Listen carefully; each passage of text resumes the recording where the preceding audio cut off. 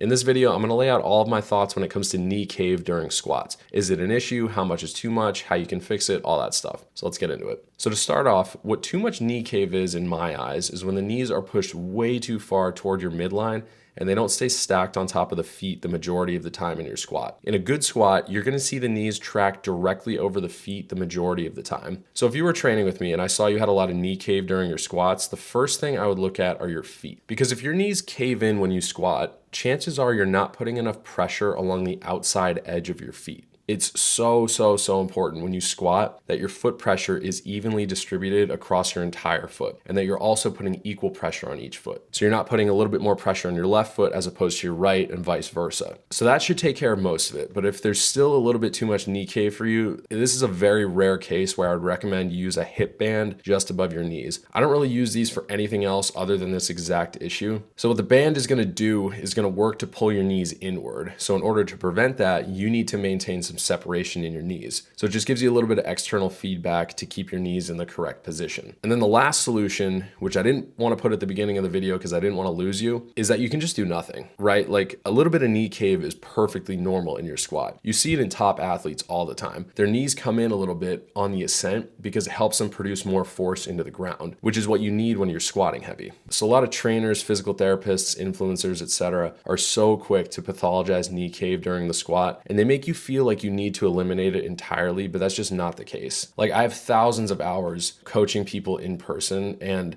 everyone's squat looks a little bit different, and a little bit of knee cave is not an issue at all in my experience. So something that these people say to do as a remedy for knee cave is they tell you to focus on pushing your knees out, but I would definitely not recommend doing that. The squat is an up and down movement. So your sole focus needs to be on pushing your feet down into the ground, not introducing side to side movement like pushing your knees out. And I get it. You've probably heard knees out 1,000 times at this point if you've looked up any sort of video on the squat. It's an incredibly popular cue. But if you don't believe me, you can test this out right now for yourself. So I want you to do 2 different jumps. On the first jump, I want you to really focus on pushing your knees outwards and then jump. And on the next jump, I want you to just bend your knees, letting your knees track forward over your feet, and then pushing your feet hard into the ground and jumping. It's gonna be really obvious which one allows you to jump higher and feels better. So those are my thoughts on knee cave during squats. I hope you got a lot out of this video, and I'll see you in the next one. Peace.